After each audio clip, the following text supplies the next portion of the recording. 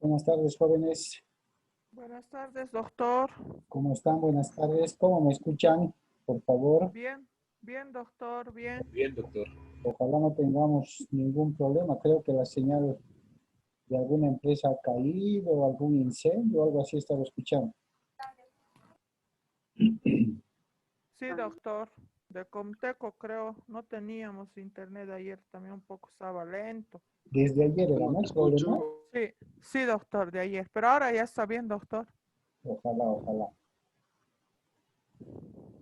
Bien, que se vayan conectando. Les voy a mandar, chicos, el día de mañana, una práctica de beneficios sociales.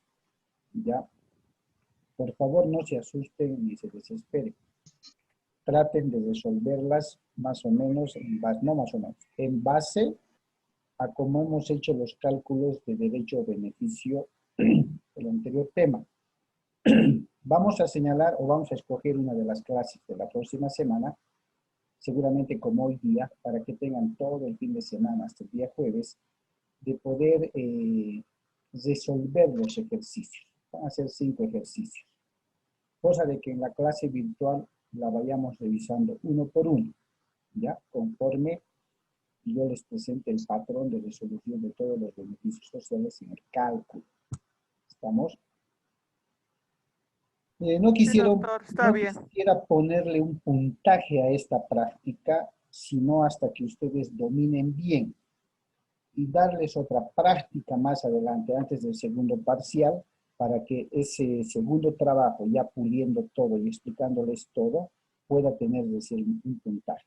¿Listo?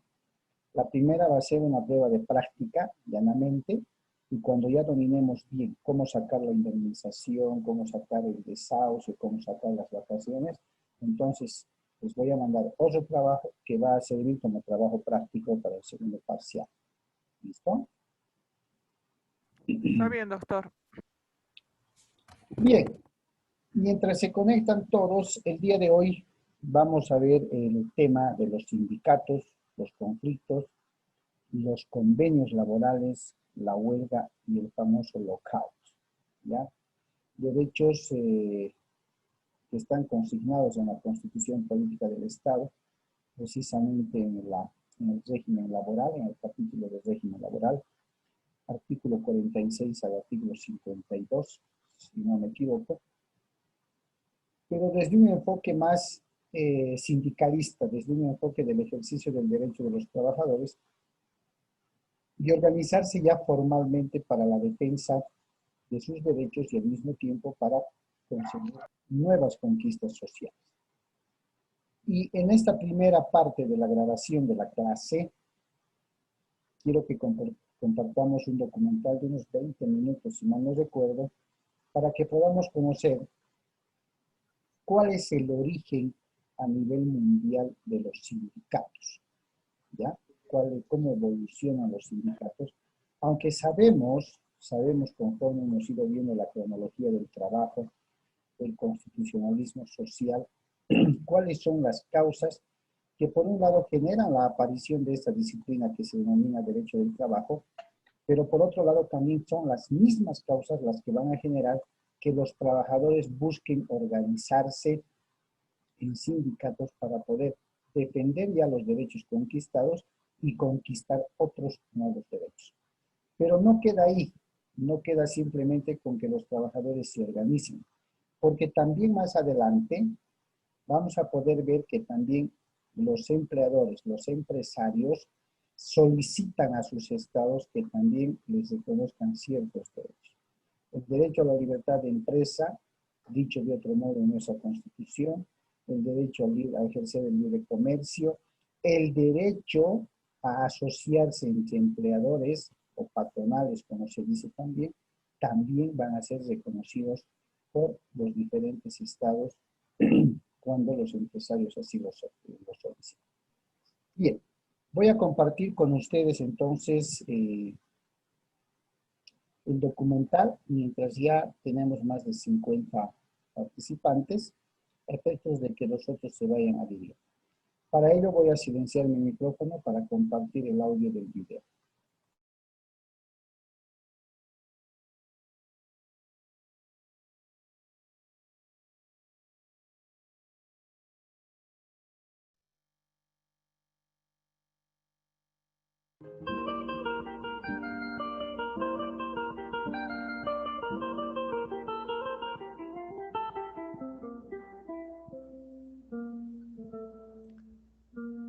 A finales del siglo XIX, la capital de San José había sufrido cambios importantes en la economía, en su estructura urbana. A la construcción de grandes edificios y al desarrollo de la zona norte de la ciudad con el establecimiento de industrias tipográficas, también se desarrollaron industrias textileras. Habían ya textiles, industrias textileras. Se desarrollaron fábricas de jabones, fábricas de cervezas. Al final de cuentas, la ciudad se había transformado. Y esta transformación urbana radical que obligó a emplear una gran cantidad de trabajadores especializados en la construcción, artesanos, ebanistas, carpinteros, maestros de obras, constructores en general, picapedreros, porque había que traer piedra para los caleros de las calizas de Patarrá y otras partes del Valle Central, donde traían cal para engalanar nuestras tapias y pintar nuestras casas de blanco, que era también una forma sanitaria de atender problemas de salud pública.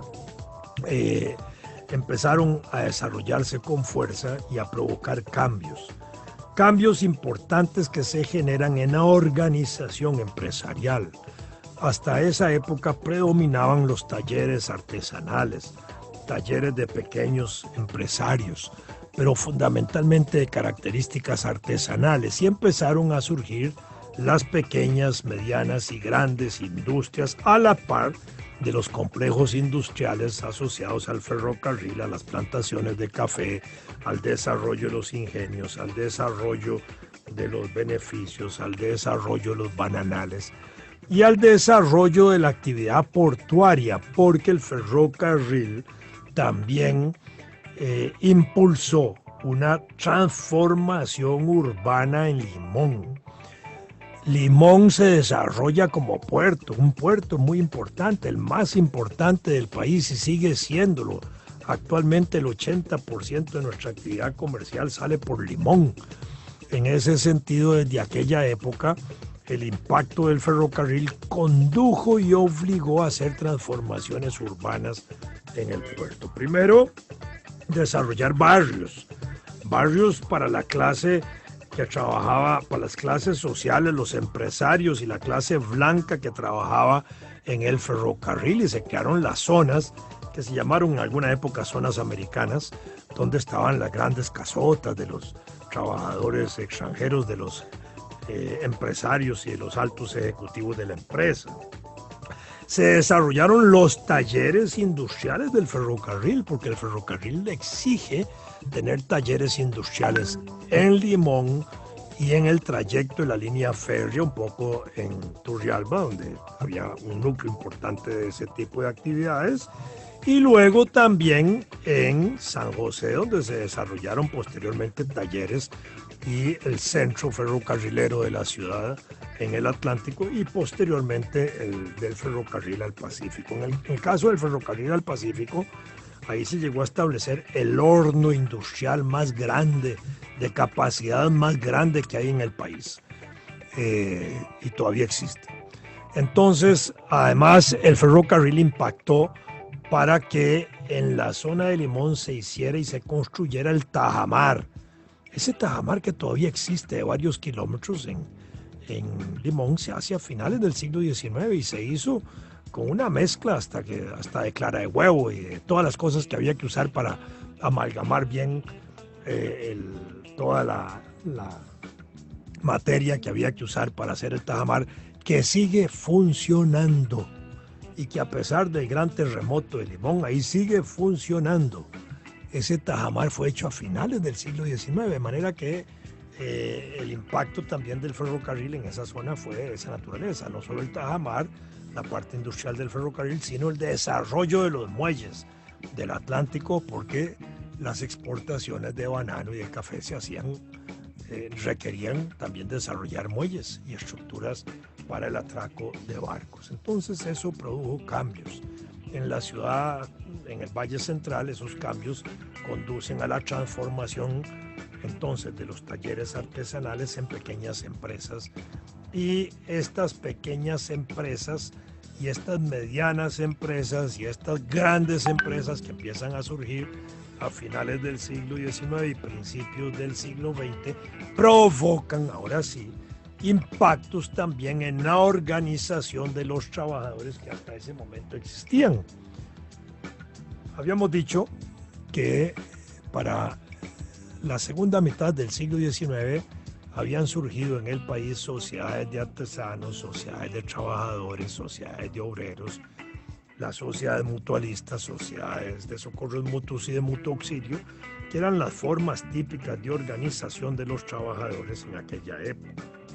Pero con el cambio urbano que se produce, con la composición de nuevo tipo de trabajadores que surge, con el desarrollo de una gran masa de asalariados, empiezan a surgir nuevas organizaciones de trabajadores que dan origen entre 1900 y 1902 a las llamadas ligas de obreros y sindicatos. Sindicatos tal y como ahora existen, en la misma forma organizativa que hoy existen. Las ligas de obreros eran formas de sindicatos que desaparecieron de esa forma de organizarse, desaparecieron de esa denominación de llamarse ligas de obreros para dar paso cada vez más al desarrollo de los sindicatos. Así empezaron a surgir los sindicatos en Costa Rica desde 1901 y hasta hoy siguen existiendo. Las sociedades de trabajadores se mantuvieron todavía durante muchos años más, pero iban perdiendo cada vez más la fuerza institucional y organizativa que tenían. Y los sindicatos empezaron a adquirir cada vez más ese carácter de organizaciones de defensa de los intereses de los trabajadores, de sus condiciones de trabajo, de sus salarios y de protección de esos beneficios laborales. Así empezaron a desarrollarse, de manera que nosotros en nuestra historia sindical, dependiendo cómo la veamos, tenemos más de 100 años de organización de trabajadores si partimos de la idea de las sociedades mutualistas y sociedades de trabajadores, o poco más de 100 años si partimos solo de la existencia de sindicatos como hoy los conocemos. A finales del siglo XIX habían habido una serie de movimientos huelguísticos que también impactaron la vida interna del país en el Valle Central y en los puertos, porque llegaron a haber movimientos huelguísticos hasta en los trabajadores de las lanchas que hacían cabotaje en el Golfo de Nicoya. Hubo huelgas de maestros allá por 1898, huelgas de maestros que estuvieron orientadas a proteger su régimen de pensiones, porque en esa época se amenazó de quitarle las pensiones a los maestros para crear un régimen especial de pensiones para los militares. Era una época en que existía también el ejército y eso provocó una huelga de maestros para proteger su sistema de pensiones. Entonces, ahí empezaron a darse huelgas y eran huelgas intensas, eran huelgas en abundancia, eran pequeñas huelgas de corta duración, pero bastante continuas en distintos sectores laborales del Valle Central y de las costas. Así inició también la práctica de luchas sociales en Costa Rica, unas originadas desde la huelga de los telegrafistas allá por 1864 y las otras originadas por las protestas laborales y la gran huelga de italianos que se produjo en la construcción del ferrocarril. Esa huelga de italianos, a propósito, tuvo movimientos de solidaridad de trabajadores de Turrialba, de Cartago y de San José. Incluso en la estación de Turrialba hay un pequeño monumento que alude y que recuerda la huelga de los italianos de 1888. Entonces, ahí no solo teníamos ya organización de trabajadores, sino también organización de luchas y de protestas laborales, ahora sí orientadas a defender beneficios como eran salarios, condiciones de trabajo, pensiones, etc. Esta particular situación es la que va a contribuir a desarrollar el movimiento sindical a partir de 1901 en Costa Rica y hasta la fecha. Entre 1901 y 1905 hubo una explosión importante de sindicatos en el país, empezaron a desarrollarse con fuerza en distintas ciudades y en el interior del país. Hacia 1905 se produjo la primera Federación de Trabajadores de San José. Eso significa que varios sindicatos se organizan en una organización más amplia donde todos se integran colectivamente para coordinar acciones. De manera que con la existencia de la primera federación, uno podría pensar que los sindicatos crecieron cuantitativa y cualitativamente. Porque cuando ya entraban en lucha los trabajadores de un sindicato, inmediatamente los trabajadores de la federación desarrollaban actos de solidaridad y convocaban a actos de solidaridad simultánea con los trabajadores en lucha de una empresa. Desde ese punto de vista, el movimiento de los trabajadores había crecido. Y entre 1905 y 1910 se constituyeron las otras federaciones de trabajadores en las otras provincias, siendo curiosamente la de Limón la última en organizarse, donde ahí había una larga tradición de luchas de trabajadores que venían desde el ferrocarril y de las plantaciones y posteriormente. Sin embargo, bueno, lo importante es que se organizaron. Ya en 1910 teníamos prácticamente federaciones casi en todas las provincias del país. Estos niveles de organización sindical, primer nivel el sindicato, segundo nivel la federación, conducen a impulsar un tercer nivel que es la confederación, que es cuando se organizan ahora sí los trabajadores de todas las federaciones y de sindicatos independientes que no pertenecían a esas federaciones en una sola organización nacional que se va a llamar Confederación General de Trabajadores. En Costa Rica, la primera Confederación General de Trabajadores que se constituye es en 1913. Esta organización de trabajadores se dio al impulso de un grupo de intelectuales muy importante que hubo en el país a finales del siglo XIX, principios del siglo XX y durante los primeros 40 o 50 años del siglo XX, donde jugaron un papel muy importante muchos de ellos. Entre ellos, Omar Dengo, gran educador, Carmen Lira, gran educadora, Joaquín García Monge, otro gran educador e intelectual, José María Celedón Brenes, el autor de la letra del himno nacional, un intelectual muy importante, los científicos Jiménez Rojas y otros intelectuales que en aquella época se habían constituido como parte avanzada de un grupo de intelectuales que empezaban a cuestionar la forma política, la forma de hacer política en Costa Rica. Era un núcleo de intelectuales que podríamos llamar contestatarios, que eran como una respuesta a la acción política que se venía haciendo, que no compartían, digamos, la participación en los partidos tradicionales, tampoco desarrollaron partidos nuevos en ese momento ellos como grupo, pero que impulsaron un llamado Centro de Estudios Sociales Germinal.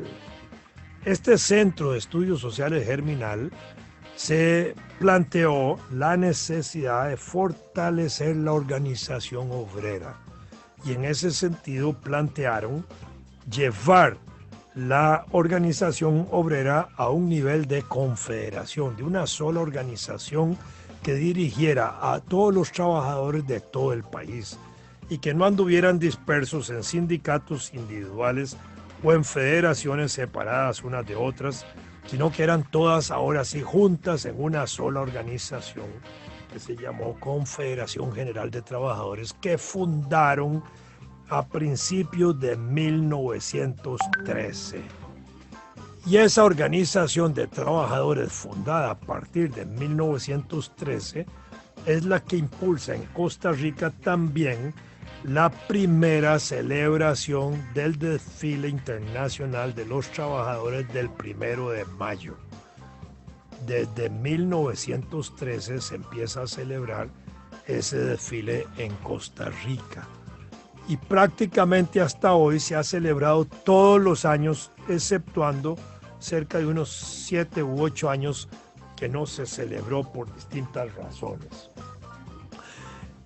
En concreto, ya en 1913 tenemos un alcance extraordinario de organización sindical en el país, donde se habían logrado ya objetivos políticos de trabajadores para tener en este nivel una Confederación General de Trabajadores de Costa Rica. Pero eso los llevó también a vincularse a el movimiento obrero internacional, porque así como se venía desarrollando el movimiento sindical en el país, en otros países se venían desarrollando luchas sindicales y movimientos sindicales de igual manera importantes. Y a nivel centroamericano también.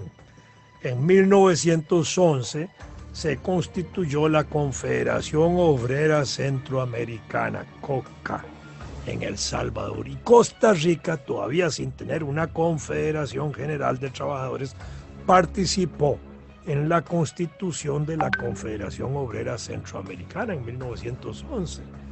Y más tarde, en 1918, Joaquín García Monge, ese gran intelectual costarricense, representó al movimiento sindical del país para constituir la Confederación Obrera Panamericana, COPA, que se organizó en la ciudad de Nuevo Laredo, en Estados Unidos. De manera que al finalizar la primera década del 20, nosotros formábamos parte a nivel de organizaciones sindicales, ya de organizaciones sindicales nacionales, regionales centroamericanas y regionales panamericanas. Estos son distintos niveles de organización sindical. A eso habría que sumar posteriormente organizaciones más internacionales, más allá del continente de carácter internacional, como se vincularon luego los sindicatos de Costa Rica en años siguientes. Esta organización sindical, entonces, debemos entenderla como uno de los pilares importantes del movimiento de los trabajadores en el país. Para esa época todavía no existían leyes particularmente específicas que regularan la actividad sindical ni la actividad de huelgas.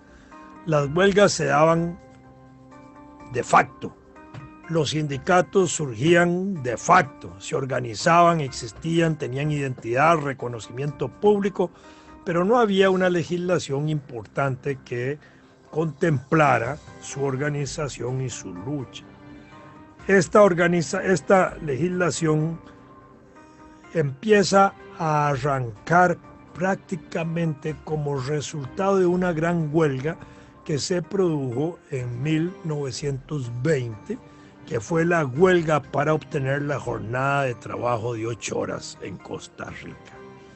La jornada de trabajo de 8 horas a escala internacional se había venido luchando en el siglo XIX en Europa y luego en Estados Unidos. Las jornadas de trabajo eran extensas y extenuantes.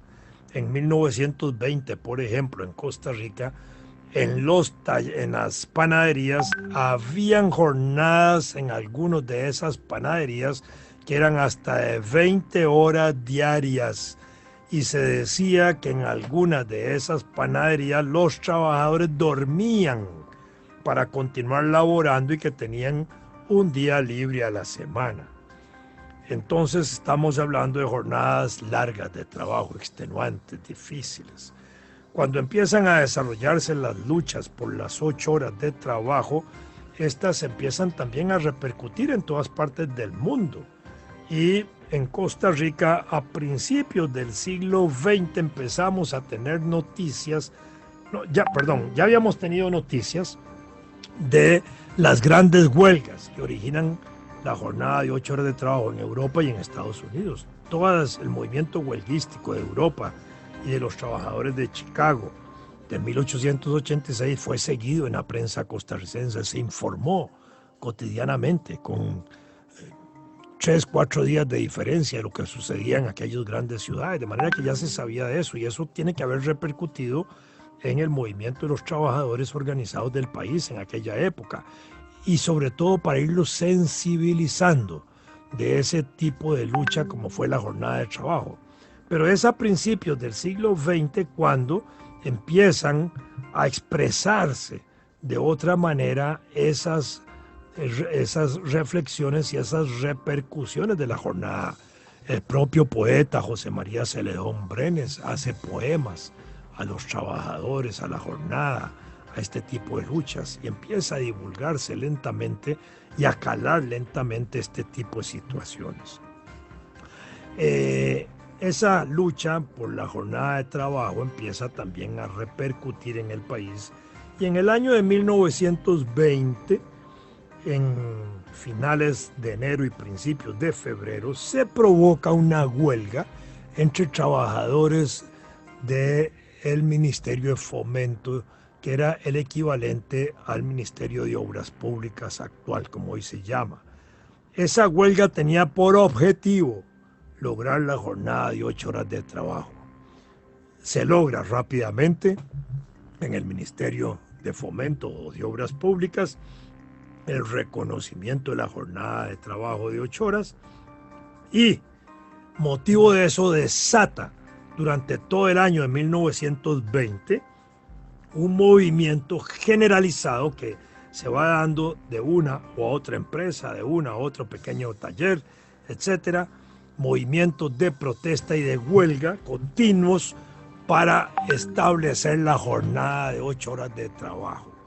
Y la agitación durante todo el año 20 de tal magnitud y alcance que en diciembre de ese año el gobierno de don Julio Acosta toma la decisión de establecer la jornada de trabajo de 8 horas en Costa Rica. Y el decreto que reconoció la jornada de 8 horas de trabajo en Costa Rica fue también un decreto que estableció el reconocimiento de la organización sindical y el reconocimiento de huelga de los trabajadores. Entonces estamos hablando de que en diciembre de 1820 se toman las primeras medidas para reconocer la existencia legal de los sindicatos, la existencia legal de la huelga, la existencia obviamente legal e institucional de la jornada de 8 horas de trabajo y en ese mismo acto también se hizo un decreto de aumento de salarios que fue ganado resultado de esos movimientos populares y huelgas. De manera que en ese sentido esas luchas de trabajadores arrancan con esta tipo de legislación. Tendríamos que señalar que leyes laborales sí existieron en Costa Rica antes que este decreto que regulaba huelgas, la organización sindical y la jornada de trabajo. Y se intentó en 1928 redactar un código de trabajo que termina redactándose hasta 1943. Entonces teníamos en este desarrollo institucional del país, a la par de las leyes civiles, de los derechos, de las constituciones, etcétera, también iba avanzando el país en normas que regulaban relaciones de trabajo, condiciones de salud en el empleo, etcétera.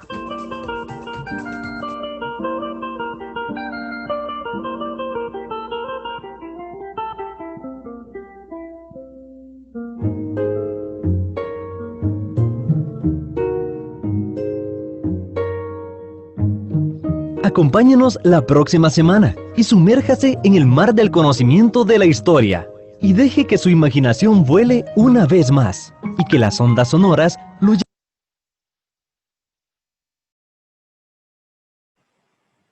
Bien, han podido ver una parte, diría yo, de la historia o la evolución de lo que ha sido el sindicalismo. Si se han dado cuenta, las causas o las razones vienen siendo las mismas, ¿cierto?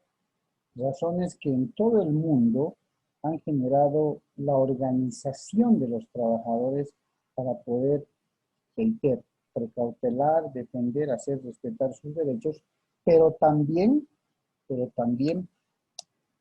luchar por conquistas sociales nuevas. En nuestro país, como Bolivia, como tal, lógicamente los datos del origen y la evolución del sindicato vienen años después, ¿cierto? No olvidemos de que todavía como país recorremos un transcurso algo largo para poder organizarnos, al extremo de que el efecto del constitucionalismo social a Bolivia llega el año 1938, cuando es precisamente en la Constitución del 38 en la que el Estado boliviano reconoce derechos a los trabajadores, norma los lineamientos fundamentales para hacer que la parte empleadora empiece a reconocer y satisfacer ciertas obligaciones traducidas en derechos a favor de los trabajadores. Lo que tenemos que entender es que ese derecho, conforme hemos visto el documental anterior, ese derecho llamado a sindicalizarse, a asociarse, también con el transcurso de los años, del tiempo, llega a ser constitucionalizado. En Bolivia actualmente, lo que no quiere decir que las otras constituciones abrogadas no existía, se ha visto con mayor fuerza el reconocimiento al derecho a la libre sindicalización y a la libre asociación. Así está determinado en el artículo 51 de nuestra Constitución. Al extremo de que la norma suprema establece que el derecho a la sindicalización o libre asociación es abierta para todos los trabajadores. Además, sostiene que el sindicato gozará de personalidad jurídica por el solo hecho de organizarse y ser reconocidos por su ente matriz. Y fuera de ello, de reconocer, proteger y blindar el derecho a la libre sindicalización o asociación, conlleva también, junto con ese derecho, a otorgar a los elegidos como dirigentes sindicales el derecho y protección constitucional del famoso fuero sindical, ¿ya? Muy utilizado en nuestro medio, dependiendo si son entes matrices departamentales, nacionales, ¿cierto?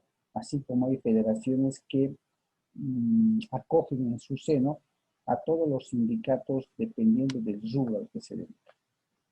Entonces, conforme ustedes han visto, el origen del sindicalismo de los sindicatos es antiguo, es bastante antiguo. La cuna del sindicalismo también nace en Inglaterra, en Londres. Hay dos lindos documentales sobre aquello, sin embargo están en inglés. Entonces, algo muy similar viene a ser el que acabamos de ver, porque los principios y los presupuestos que conllevan a la organización de un sindicato son los mismos en todos los países, ¿ya? En la segunda sesión de la clase, y conforme ya los antecedentes que hemos visto, vamos a avanzar el tema conforme a la normativa laboral boliviana en cuanto se refiere a los sindicatos. En ese sentido, les voy a pedir, por favor, estamos próximos a cumplir la primera sesión y para no perder tiempo, la voy a cortar acá e inmediatamente les mando el nuevo link para que puedan conectarse de la mejor manera. ¿Ok? Está bien, doctor, gracias. Listo.